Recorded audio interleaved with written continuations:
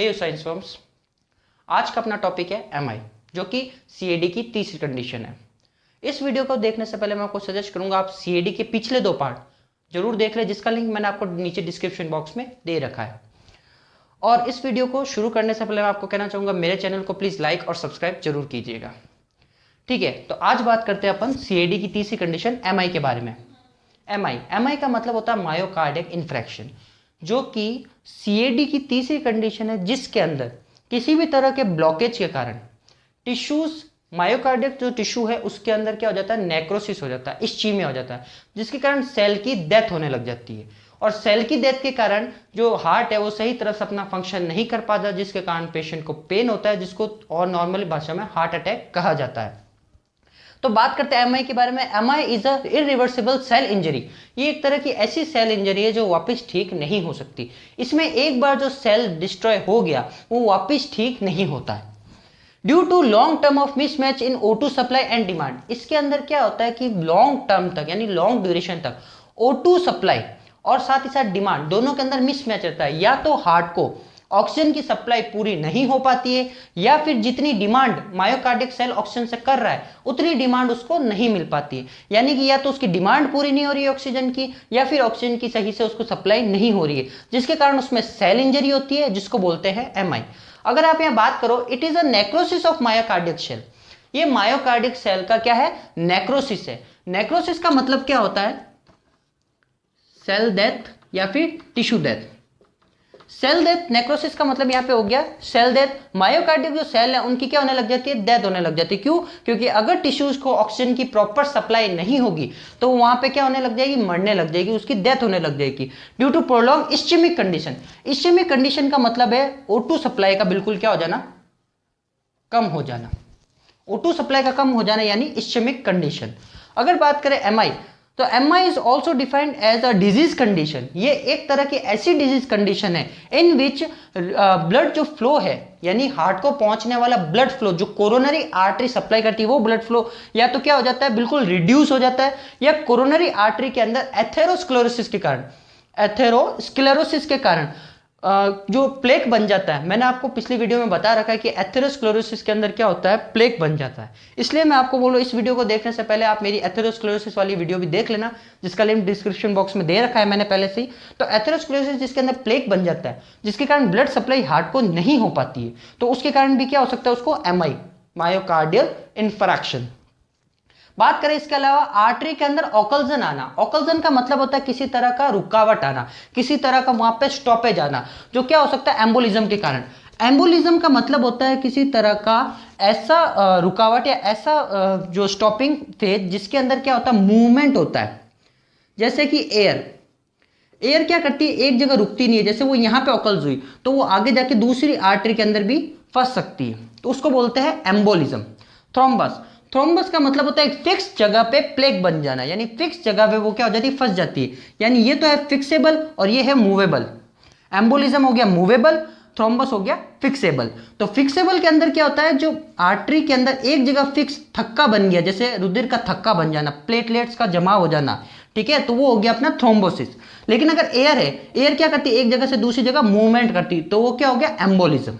ठीक है, तो एम्बोलिज्म या थ्रोम्बस के कारण आर्टरी के अंदर ओकल्जन आना भी एमआई को कॉज कर सकता है। बात करें, it is also known as heart attack. इसको हार्ट अटैक के नाम से भी जाना जाता है। अब अगर आप यहाँ इस डायग्राम को देखेंगे तो आप देख सकते हैं मैंने एक हार्ट का डायग्राम बनाया जिसके अंदर आर्टरी सप्लाई और वीनस सप्लाई, वीनस ड्रेनेज मैंने दोनों बता रखा है कि किस तरह से कोरोनरी आर्टरी हार्ट को सप्लाई करती है और उसका वापस वीनस ड्रेनेज होता है। उसमें अगर मैं बात करूं आर्टरी सप्लाई को, अगर अपन थोड़ा डिस्क्राइब मतलब थोड़ा डिटेल में देखें तो आप देख सकते हैं यहाँ पे जैसे एक आर्टरी है, उसके अंदर यहाँ पे एथेरोस्क्लेरोसिस हुआ है। एथेरोस्क्लेरोसिस होने के कारण यहाँ पे ब्लॉकेज आ गया, जिसके कारण यहाँ पे हार्ट की स्पेसिफिक सेल जो है वो वहां से क्या होने लग जाएगी, डेथ होने लग जाएगी। उसको बोलेंगे टिश्यू नेक्रोसिस या नेक्रोसिस, जिसके कारण यहाँ पे क्या होगा, पेन अराइज होगा, जिसको बोलेंगे मायोकार्डियल इन्फ्रैक्शन।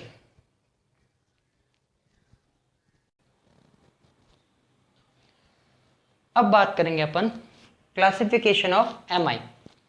तो क्लासिफिकेशन के अंदर अपन अलग अलग टाइप के क्लासिफिकेशन पढ़ते हैं। सबसे पहला क्लासिफिकेशन हम जो यहाँ पढ़ रहे हैं वो according to coronary artery involvement, कि एमआई जो हो रहा है उसका कॉज कौन सी कोरोनरी आर्टरी है। अपन सब जानते हैं कोरोनरी आर्टरी वो आर्टरीज है जो हार्ट को क्या करती है, ब्लड सप्लाई करती है। अब उनमें से कौन सी आर्टरी अफेक्टेड हो रही है उसके अकॉर्डिंग क्या होता है, अपन क्लासिफिकेशन पढ़ते हैं। सबसे पहला बात करते हैं लाडा। लाडा को बोलते हैं left anterior descending artery. Left anterior descending artery, left यानी लेफ्ट साइड का, एंटीरियर यानी आगे की तरफ का, डिसेंडिंग यानी नीचे की तरफ पाई जाने वाली आर्टरी, उसको लाडा आर्टरी बोलते हैं। तो लाडा आर्टरी अगर अफेक्ट हो रही है तो उसके अंदर जो एमआई का अटैक होगा वो लाडा आर्टरी से इन्वॉल्व होगा, जो कि most common type of MI है।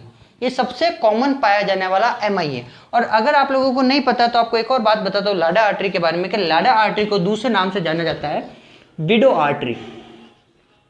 विडो आर्टरी वो आर्टरी है जिसके अंदर जो लेफ्ट एंटीरियर डिसेंडिंग आर्टरी वो क्या हो रही है, इन्वॉल्व हो रही है। और इसके अंदर ये आर्टरी डैमेज होने के कारण वहां पे टिश्यू डेथ हो जाती है। और ये विडो आर्टरी इसलिए जानी जाती है क्योंकि इसके कारण कई औरतें विधवा हुई है, इसलिए उसको विडो आर्टरी भी कहते हैं। हाँ, ये थोड़ा हंसने वाली बात है, बट हाँ काफी औरतें इसके कारण विधवा हुई है, इसलिए इसको विडो आर्टरी के नाम से भी जाना जाता है। क्योंकि अपन सब जानते हैं कि जो एमआई का अटैक है यानी हार्ट अटैक जो है वो ज्यादातर मेल में होता है, और उसके कारण जितनी फीमेल विधवा हुई है तो उसके कारण इस आर्टरी को विडो आर्टरी के नाम से जाना गया। बात करते हैं इसके अंदर कौन कौन सा साइड इफेक्ट होता है हार्ट का। तो एंटीरियर वॉल यानी हार्ट के सबसे आगे पे पाई जाने वाली वॉल अफेक्ट होती है, और दूसरी सेप्टल वॉल। सेप्टल आप सब जानते हो कि अगर अपन हार्ट का एक डायग्राम बनाएं तो यहाँ जो बीच का सेप्टम पाया जाता है इसको बोलते हैं सेप्टल वॉल। तो इस सेप्टल वॉल के अफेक्ट होने के कारण भी जो एमआई यहाँ पे हो रहा है, जो टिश्यू डेथ हो रही है, वो होती है लाडा आर्टरी के कारण। बात करते हैं दूसरा टाइप का, वो है सर्कमफ्लेक्स आर्टरी। सर्कमफ्लेक्स आर्टरी जो है वो हार्ट के चारों तरफ का एरिया कवर करती है।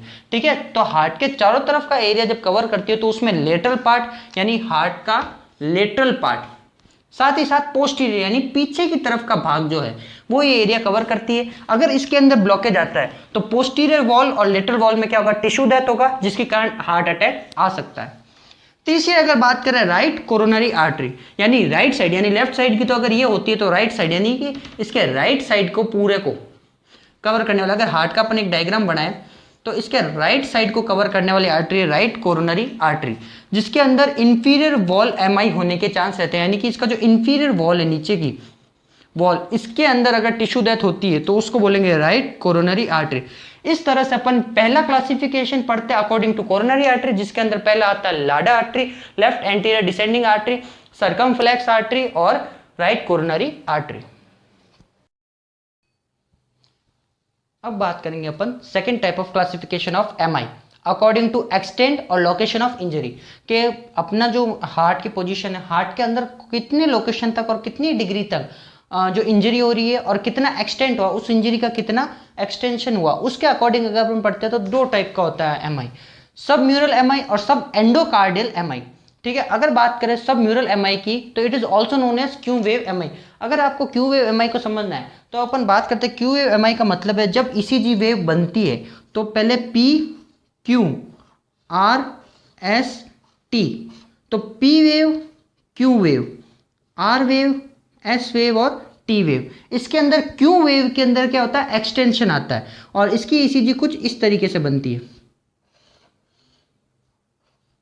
जो यहाँ क्यू वेव आप देख सकते हैं वो काफी लॉन्ग पीरियड तक आ रही है। इस क्यू वेव लॉन्ग आने का मतलब है कि जो हार्ट के अंदर जो डैमेज हुआ है वो काफी प्रोलॉन्ग टाइम तक हुआ है, यानी कि वहां का नेक्रोसिस है वो काफी प्रोलॉन्ग टाइम तक वहां पे रहा है।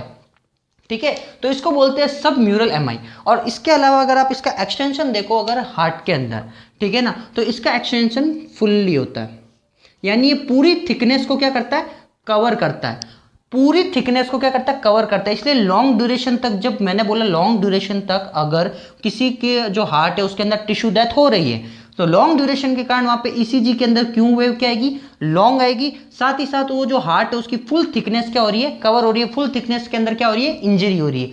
साथ ही साथ अकर ड्यू टू लार्ज और फुल कोरोनरी आर्टरी इन्वॉल्वमेंट। ये जो एमआई है वो ज्यादातर फुल, यानी कि जो कोरोनरी आर्टरी है, जैसे पूरी कोरोनरी आर्टरी के अंदर अगर मान लो प्लेग बन गया और पूरी कोरोनरी आर्टरी अगर डैमेज हो रही है तो उसके कारण ये जो पूरी थिकनेस है वो क्या होगी, डैमेज होगी। अगर बात करें इसका मोस्ट कॉमन कॉज क्या होता है, तो एथेरोस्क्लेरोसिस और प्लेक फॉर्मेशन इसका मोस्ट कॉमन कॉज होता है। अगर आपको एथेरोस्क्लेरोसिस के बारे में नहीं पता है तो मैं फिर से बता देता हूं आपको, इसका लिंक आपको डिस्क्रिप्शन में मिल जाएगा कि एथेरोस्क्लेरोसिस क्या होता है। बात करते हैं इसका सेकेंड टाइप, सब एंडोकार्डियल एमआई। सब एंडोकार्डियल एमआई क्या करता है, जैसे ये हार्ट है तो इसकी हाफ पार्ट को ही इन्वॉल्व करता है। जो इसके अंदर डैमेज होगा वो हार्ट का हाफ पार्ट होगा, इसलिए उसको सब एंडोकार्डियल, एंडोकार्डियल यानी एंडोकार्डियम पार्ट का आधा पार्ट इन्वॉल्वमेंट हो रहा है तो उसको सब एंडोकार्डियल एमआई कहते हैं, जो कि 1/3 या half part of inner side of ventricle को इन्वॉल्व करती है, यानी वेंट्रिकल का इनर साइड और हाफ पार्ट को इन्वॉल्व करी, इसलिए उसको बोला सब एंडोकार्डियल एमआई। और सब म्यूरल एमआई क्या करता है, फुल थिकनेस को कवर करता है। तो आप देख सकते हैं ये हो गया एक सब म्यूरल और ये हो गया अपना सब एंडोकार्डियल।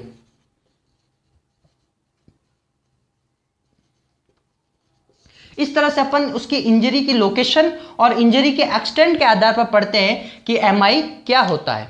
तो इस तरह से अपन ने ये सेकंड क्लासिफिकेशन अपना कंप्लीट कर लिया। अब बात करेंगे अपन एमआई की तीसरी क्लासिफिकेशन के बारे में, जो है अकॉर्डिंग टू ईसीजी। यानी ईसीजी वेव के अंदर आप ईसीजी का पैटर्न देख के बता सकते हो कि उसको किस टाइप का एमआई है या किस टाइप की कंडीशन है। ठीक है, बात करते हैं अकॉर्डिंग टू ईसीजी चेंजेस के अंदर सबसे पहला जो टाइप आता है वो आता है एस्टेमी।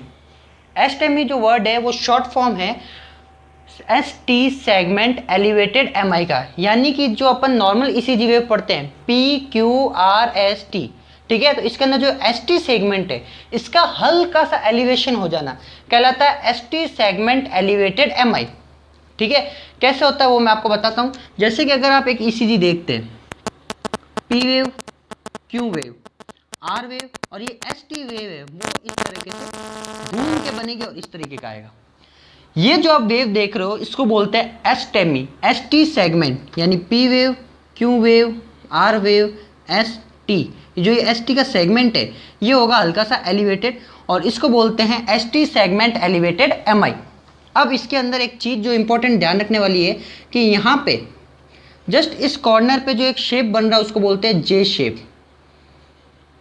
ये जो शेप है वो जे शेप है, इसलिए इसको जे पॉइंट एमआई भी बोलते हैं। इसको दूसरा नाम दिया जाता है जे पॉइंट एमआई।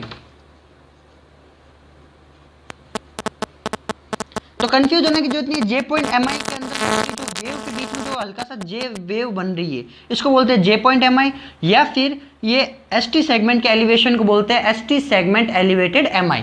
ये हमेशा एक्यूट कोरोनरी सिंड्रोम के कारण होता है। इसके अंदर जो कोरोनरी आर्टरी का ब्लॉकेज होता है वो एक्यूट होता है, यानी एक्यूट का मतलब हो गया 6 महीने के अंदर अंदर, यानी जो ब्लॉकेज है वो इस 6 महीने के अंतराल में हुआ है।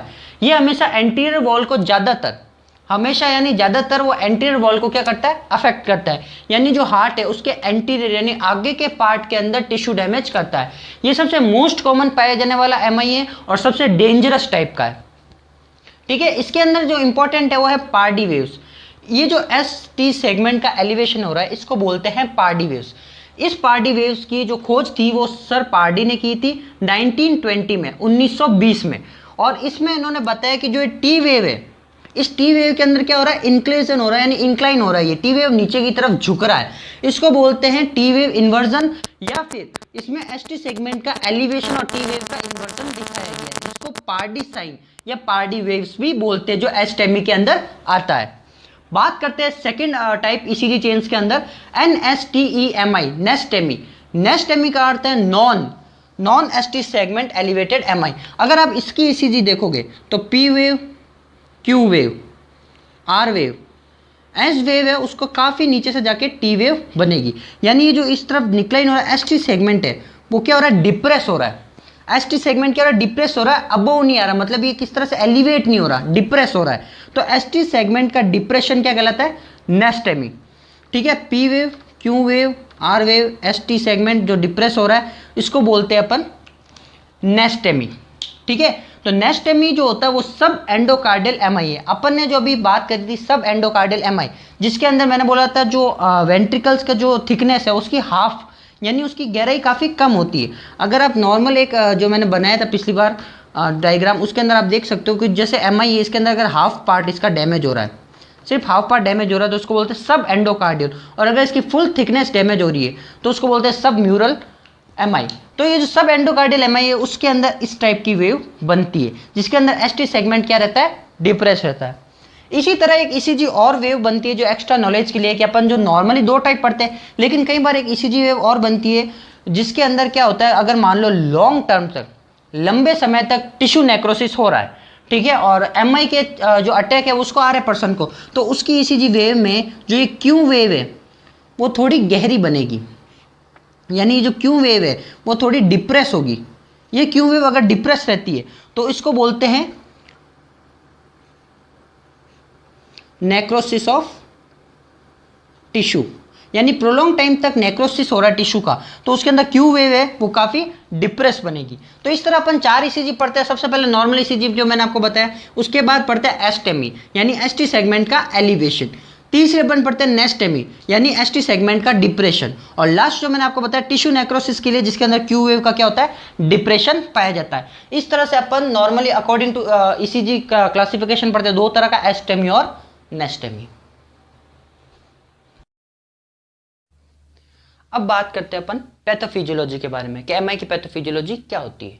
ठीक है, तो पैथोफिजियोलॉजी एमआई के अंदर सबसे पहले इसका कॉज क्या था, एथेरोस्क्लेरोसिस। मेन कॉज क्या होता है, एथेरोस्क्लेरोसिस। तो बात करते हैं सबसे पहले पेशेंट को होगा एथेरोस्क्लेरोसिस, उसके बाद एथेरोस्क्लेरोसिस के कारण पेशेंट की ब्लड सप्लाई क्या होगी, कम होगी। अब पेशेंट की ब्लड सप्लाई अगर कम होगी कोरोनरी, तो वहां पे O2 की सप्लाई भी क्या हो जाएगी, एकदम कम हो जाएगी। अब O2 की सप्लाई कम होने पर उसका सेलुलर हाइपोक्सिया होगा, यानी उसकी सेल्स के अंदर ऑक्सीजन की क्या होगी, भारी मात्रा में कमी होगी। उसके बाद प्रोलॉन्ग इस्चीमिया रहेगा, यानी उस सेलुलर हाइपोक्सिया के कारण उसको लॉन्ग टाइम तक रहने के कारण उसको इस्चीमिया हो सकता है, और इस्चीमिया मैंने आपको बता रखा, सेल के अंदर ऑक्सीजन की कमी होना इस्चीमिया कहलाता है। इसके बाद उसके सेल मेम्ब्रेन्स के अंदर चेंजेस आएंगे। जो इसकी सेल मेम्ब्रेन है, अगर उसको ऑक्सीजन नहीं मिलेगा, इसकी सेल मेम्ब्रेन्स को अगर ऑक्सीजन नहीं मिलेगा तो धीरे धीरे ये क्या होने लगेगी, डिस्ट्रॉय होने लगेगी। उसके बाद डिक्रीज सेलुलर फंक्शन, जो सेल है वो अपना फंक्शन क्या कर देगी, भूल जाएगी। उसके बाद डिक्रीज्ड मायोकार्डियल कॉन्ट्रैक्टिबिलिटी। आपको ये चीज ध्यान रखनी कि इन सब चीज के कारण, इस पूरी प्रोसेस के कारण उस मायोकार्डियल जो है, यानी हार्ट की जो मसल्स है, मस्कुलर लेयर है, मायोकार्डियल लेयर, उसके अंदर जो कॉन्ट्रैक्टिबिलिटी यानी उसका संकुचन जो है वो पूर्णतया यानी पूरी तरह से कंप्लीटली खत्म हो जाएगा, और उसके अंदर काफी गिरावट आएगी। उसके कारण जो कार्डियक आउटपुट बनता अपना, वो कार्डियक आउटपुट भी क्या हो जाएगा, एकदम डिक्रीज हो जाएगा। उस कार्डियक आउटपुट के डिक्रीज होने के कारण जब हार्ट सही से कांटेक्ट नहीं करेगा तो वो आर्टेरियल सप्लाई क्या कर देगा, एकदम कम। अब खुद सोचो, अगर वो हार्ट सप्लाई नहीं कर पा रहा है तो आर्टरी में ब्लड आएगा ही कहां से, और नहीं आएगा तो वहां पे आर्टेरियल सप्लाई क्या हो जाएगी, एकदम डिक्रीज हो जाएगी। अब सब जानते हैं कि अपनी बॉडी का मैकेनिज्म, प्रोटेक्टिव मैकेनिज्म काम कैसे करता है। जब पेशेंट के अंदर आर्टेरियल सप्लाई कम होगा तो पेशेंट की बॉडी उसको क्या करने करेगी, मैनेज करने की कोशिश करेगी, उसको वापस सही करने की खुद की तरफ से कोशिश करेगी। उसको सही करने के लिए वो बैरो रिसेप्टर और कीमो रिसेप्टर, दो रिसेप्टरों को क्या करेगा, ऑन करने की कोशिश करेगा। बैरो रिसेप्टर जहां तक अपन जानते हैं, बैरो रिसेप्टर आर्क ऑफ अरोटा पे भी पाया जाता है। जो अपन हार्ट के अंदर पढ़ते हैं आर्क ऑफ अरोटा, इस आर्क ऑफ अरोटा पे छोटे छोटे रिसेप्टर पाए जाते हैं जिसको क्या बोलते हैं, बैरो रिसेप्टर। उसी तरह जो वेसल्स पाई जाती है, अगर वेसल्स पे छोटे छोटे रिसेप्टर पाए जाते हैं तो उसको बोलते हैं chemo receptor. Chemo receptor normally chemical से रिलेटेड होते हैं और बैरो रिसेप्टर किससे, आर्क ऑफ अरोटा से। ठीक है ना। तो अगर बात करें कि मान लो आर्क ऑफ अरोटा पे अगर रिसेप्टर है उसको बैरो रिसेप्टर, और जो वेसल्स पे उनको कीमो रिसेप्टर, तो इन दोनों को क्या करेगा, वो एक्टिवेट करेगा। ठीक है, अब वापस बताता हूं, मायोकार्डियक की एक्टिविटी कम होने के कारण कार्डियक आउटपुट कम हुआ, जिसके कारण क्या हुआ, आर्टेरियल सप्लाई कम हुआ। अब इन सब के कारण बैरो रिसेप्टर और कीमो रिसेप्टर क्या हुआ, एक्टिव हुए, अपनी बॉडी को वापस सही करने की, संतुलित करने की कोशिश करेंगे। इस चक्कर में जब बैरो रिसेप्टर एक्टिवेट होगा तो बैरो रिसेप्टर क्या करेगा, वेसो कॉन्स्ट्रिक्शन करेगा। वेसो कॉन्स्ट्रिक्शन का मतलब होता है वेसल्स को कॉन्स्ट्रिक्ट करना, यानी वेसल्स को छोटा करना। ठीक है, वेसल्स को छोटा करने के कारण हार्ट के अंदर से निकलने वाला ब्लड का आफ्टर लोड क्या हो जाएगा, बढ़ जाएगा, यानी हार्ट में से ब्लड ज्यादा निकलने की कोशिश करेगा क्योंकि वो डिक्रीज हो चुका है, तो प्रेशर से आएगा। प्लस इसके कारण उसकी जो डिमांड है, ज्यादा से ज्यादा ब्लड निकालने की डिमांड क्या हो जाएगी, बढ़ जाएगी। ये तो हो गया काम बैरो रिसेप्टर का, ये सारा काम है बैरो रिसेप्टर का। अब बात करते हैं कीमो रिसेप्टर की। तो कीमो रिसेप्टर क्या करेगा, सिंपैथेटिक नर्वस सिस्टम को ऑन करेगा। अब अगर नर्वस सिस्टम की बात करते हैं अपन, यहाँ पे थोड़ा छोटा सा अपन समझने की कोशिश करेंगे रिव्यू नर्वस सिस्टम के अंदर। अगर सिंपैथेटिक नर्वस सिस्टम काम कैसे करता है, सिंपैथेटिक नर्वस सिस्टम अपने शरीर के अंदर, जैसे आपको एक उदाहरण के तौर पे देता हूं, अगर किसी पर्सन के पीछे अगर कुत्ता पड़ता है या शेर पड़ता है तो उसके शरीर के अंदर जो बदलाव आएंगे वो सिंपैथेटिक नर्वस सिस्टम से आएंगे। जैसे उस पर्सन को देखने के लिए व्यू ज्यादा चाहिए तो उसके प्यूपिल का डायलेशन होगा, उसको कॉन्स्टिपेशन होगा, उसका यूरिन के अंदर क्या हो जाएगा, कॉन्स्ट्रिक्शन हो जाएगा, साथ ही साथ हार्ट रेट क्या होगी, बढ़ जाएगी, साथ ही साथ उसके अंदर जो रेस्पिरेशन रेट है वो भी बढ़ जाएगी। अब बात करें सिंपैथेटिक नर्वस सिस्टम के अलावा दूसरा सिस्टम जो काम करता है वो करता है parasympathetic nervous system. Parasympathetic nervous system के अंदर क्या होता है, जब पर्सन के पीछे शेर पड़ा और वो शेर जा चुका है तो पर्सन जब घर में आराम कर रहा होगा तब उसका काम करता है पैरासिम्पैथेटिक नर्वस सिस्टम। उसके अंदर क्या होता है, पर्सन को देखने के लिए ज्यादा व्यू नहीं चाहिए तो उसका प्यूपिल क्या हो जाता है, छोटा हो जाता है। अब वो आराम से डेफिकेट कर सकता है तो उसका कॉन्स्टिपेशन हट जाता है और वो आराम से अपना क्या कर सकता है, मूवमेंट कर सकता है, यानी उसके जो पेरिस्टालसिस मूवमेंट है वो क्या हो जाता है, ऑन हो जाते हैं। इसी तरह हार्ट रेट क्या होती है, डिक्रीज होती है, रेस्पिरेटरी रेट क्या होती है, डिक्रीज। ये एक छोटा सा रिव्यू था सिंपैथेटिक और पैरासिम्पैथेटिक का। तो यहाँ पे जो सिंपैथेटिक नर्वस सिस्टम ऑन हो रहा है इसके कारण क्या होगा, जैसे मैंने कहा हार्ट रेट क्या होगी, इंक्रीज होगी। अब यहाँ हार्ट रेट क्या हो रही है, इंक्रीज हो रही है, और यहाँ पे आफ्टर लोड क्या हो रहा है, इंक्रीज हो रहा है। तो यहाँ डिमांड बढ़ रही है और यहाँ कार्डियक की जो सप्लाई है, ऑक्सीजन की जो डिमांड है वो भी बढ़ रही है। क्यों, क्योंकि अगर हार्ट ज्यादा काम करेगा तो उसको ऑक्सीजन भी क्या चाहिए, ज्यादा चाहिए। यानी हार्ट की रेट बढ़ गई, यानी कि जो उसकी कार्डियक की सप्लाई थी वो तो कम है और हार्ट की रेट क्या ज्यादा है, तो अब उसको ऑक्सीजन ज्यादा चाहिए। यहाँ बढ़ रही है डिमांड और यहाँ डिमांड यहाँ भी बढ़ रही है, आफ्टर लोड की भी डिमांड बढ़ रही है और हार्ट रेट की डिमांड बढ़ रही है। इस मिसमैच के कारण टिश्यू के अंदर क्या होने लग जाएगा, नेक्रोसिस, जिसके कारण क्या हो जाएगा, एमआई। यानी कि अगर मैं इसका वापस ब्रीफली बताऊं तो इन सब कंडीशन के कारण उसकी मायोकार्डियल कॉन्ट्रैक्टिबिलिटी क्या होगी, डिक्रीज होगी, जिसके कारण बेरो रिसेप्टर और कीमो रिसेप्टर ऑन होगा। बेरो रिसेप्टर आफ्टर लोड बढ़ाएगा, कीमो रिसेप्टर हार्ट रेट को बढ़ाएगा और इन दोनों के मिसमैच के कारण नेक्रोसिस होगा, जिसके कारण क्या हो जाएगा, उसको मायोकार्डिक इन्फ्रैक्शन यानी हार्ट अटैक आ सकता है। तो इस तरह अपन एक पैथोफिजियोलॉजी का नॉर्मल रिव्यू देखते हैं। अब बात करते हैं अपन एमआई के कॉजेस की। तो सबसे पहला कॉज अगर बात करें तो कोलेस्ट्रॉल लेवल का बढ़ना, उसके बाद अगर बात करें स्मोकिंग, अल्कोहल। सीएडी के अंदर अपन ने जितने कॉजेस पढ़े थे, प्लेग का बनना, एम्बोलिज्म का, थ्रोम्बोसिस का, स्मोकिंग का, वो सब कॉज यहाँ पे आएंगे। एंजाइना के टाइम अपन ने जो कॉज पढ़े, जैसे कि मान लो ब्लड वेसल्स का छोटा होना, उसके अंदर ऑक्लूजन होना, ये सब क्या है, एंजाइना के कॉज भी एमआई के अंदर इंक्लूड होते हैं। अगर बात करें इसके क्लिनिकल मैनिफेस्टेशन की यानी साइन और सिम्टम की, तो सीवियर पेन होना, वो भी क्रशिंग का, यानी उसको ऐसा लगता है कि जैसे अंदर मसल्स आपस में टूट रही है, ऐसा क्रशिंग और स्क्वीजिंग का पेन आना भी एक साइन और सिम्टम है एमआई का। इसके अलावा बात करें एंजाइना पेक्टोरिस के अंदर जो अपन ने पेन की बात करी थी, रेडिएटिंग पेन, जो जॉ, बैक और नेक को भी क्या करता है, इंक्लूड करता है, उस तरह का पेन क्या होगा इसके अंदर होता है। बात करें इसका मेन एक छोटा साइन सिम्टम है जो बहुत कम जगह पढ़ा जाता है, Levine Kojak sign. Levine Kojak sign का मतलब होता है क्लोज्ड फिस्ट साइन, यानी कि जब पर्सन को पेन होता है तो वो अपनी मुट्ठी बीच लेता है, यानी अपने फिस्ट को क्या करता है, एकदम क्लोज कर देता है, क्लोज फिस्ट बना लेता है, उसको बोलते हैं लेविन कोजेक साइन यानी क्लोज फिस्ट साइन, जो कि एक तरह का पेन साइन है। इसके अलावा अपन ने जो साइन सिम्टम सीएडी में पढ़े थे, जो साइन सिम्टम एथेरोस्क्लेरोसिस में पढ़े थे और जो साइन सिम्टम एंजाइना में पढ़े थे वो सेम है। उसका ऑक्सीजन का डिक्रीज हो जाना, ब्लड फ्लो का डिक्रीज हो जाना, वेसल्स का स्पाज्म हो जाना, ये सब तरह के साइन और सिम्टम वहां पे पाए जाते हैं। बात करें डायग्नोसिस की, तो इसका मेन डायग्नोसिस हमेशा ईसीजी रहता है। इसके अलावा अपन फिजिकल एग्जामिनेशन द्वारा history collection, family history, diet chart देख के, उसका न्यूट्रिशनल लेवल देख के, एंजियोग्राफी करके, इसके अलावा एंजियोस्कोपी करके अपन उसको क्या कर सकते हैं, डायग्नोसिस कर सकते हैं कि उस पर्सन को एमआई है या नहीं है। लेकिन मेन इसका डायग्नोसिस हमेशा रहता है ईसीजी। अब इसके बाद अपन आज अगले वीडियो में जो मैं डालूंगा उसके अंदर बात करेंगे सीएडी के मैनेजमेंट की। आज का वीडियो यहीं तक था। इस वीडियो को अगर आपको पसंद आया तो इसको लाइक करें, सब्सक्राइब करें और अपने दोस्तों के साथ शेयर करें। Thank you for watching.